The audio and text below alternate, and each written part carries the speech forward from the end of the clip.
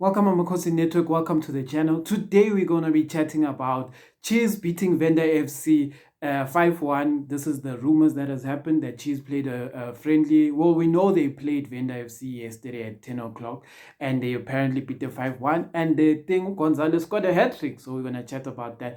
And a few other updates that we want to chat about regarding the team, Abo Billiard, Bruce Buvuma, etc. But let's get into it.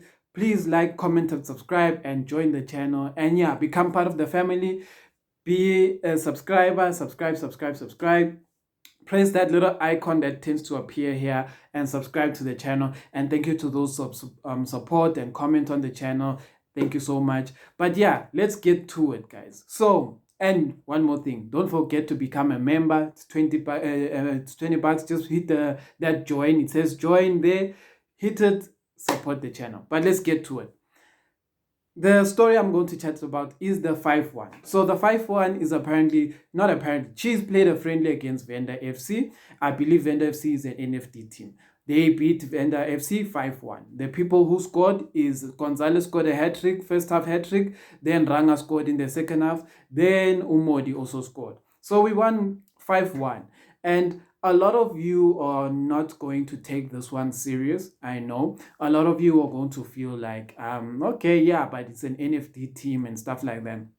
And I understand where you come from, and the place where you guys come from is that we don't want to get excited for small teams. If they beat like Sikukune friendly or something, it would be different. And I want to tell you guys this, that is a negative way of thinking about it. I saw the result and I said positive. One, Gonzalez finally scored for Kaizer Chiefs in a friendly, like a good friendly.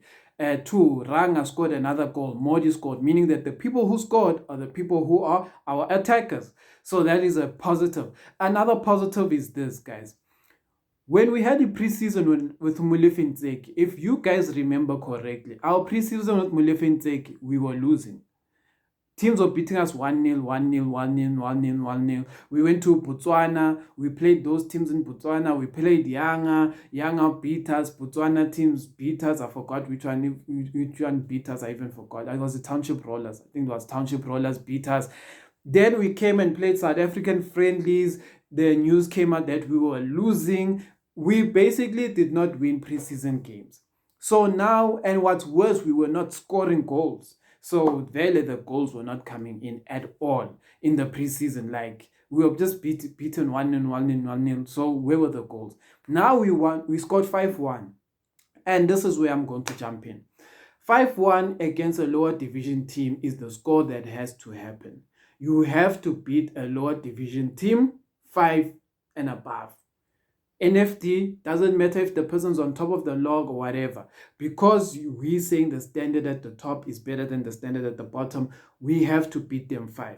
So I'm saying when the team was beatable, Chiefs beat them 5-1. So it's a positive. I'm taking this as a positive. And the biggest positive for me is that Gonzalez scored a hat-trick. Yes, it would have been nice for us to see the hat-trick and how it happened. So, for example, it would have been nice to see if there was build-up. It would have been nice to see how Gonzalez took those goals. Was it a header? Was it a full-on shot and all of that? Did he create space? Did he do something, eliminate a player? It would have been good to see that. But at the end of the goal, 3 goals is 3 goals. Positioning all of those 3 goals. But what I'm thinking about is more from a perspective of if it's a thing where he's scoring tap-ins, positioning is important. Cristiano Ronaldo scored tap-ins, so that is what's important. But at the same time, I feel like Chiefs is gonna meet PSL teams, DSTV Prim teams, that it's not as easy to score a tap-in, unless your play is that good. But what tends to happen is when we're playing DSTV Prim teams, they allow us to have the ball, they drop deep. So if they drop deep, it means there's less chance of a tap-in. So you have to unlock. So that's what I'm saying. So it would have been nice to see what kind of goals is scored. The next positive thing I saw, which a lot of you would have missed, but is an important thing. Mfundo, it was Mdu Shabalala's birthday, I think yesterday or day before yesterday, one of the days. And the Chiefs he stood on a table or a chair, and Chiefs was singing him happy birthday, and all those those amazing things. And I saw a very interesting thing, and a lot of you are just like, then I'm a boy, and I'm like, no. Fundo Villagaz, obrigado, stood up by himself, went to Mdu Shabalala, was saying a few words to Mdu Shabalala. They did a handshake. We don't know what they are, but they were doing all of those things. And then a part of me was like, this boy is brave. Umfundo Villagaz stood up in front of the whole team, went to Mdu and said, "Sha boy," and I was like, it is a confidence and a personality of arrogance that I like about Umfundo Villagaz. He won't sit back and just be someone's doormat or just be the youngster. He has this personality with I am the best in this current team. He won't get in every day and say, because I'm a youngster, I'm just gonna learn. He's like, I'll learn on the field. So someone is coming out for me to be learning on the field. And I like that. It was a little thing I saw, and I thought it was interesting about Umfundo Villagaz. So not a lot of players have that kind of confidence, and I liked to see that because it means that number one, he's positive about what he's doing in training. So he feels like I'm doing the right things. Number two, he can already read Guti, the talent here. I'm better than half the people or most of the 80% or 90% of the people here. And number three is the thing, Guti, I will be the best player at Kaizer Chiefs. So that is something I saw. That's interesting. Other updates, let me see what I wrote down.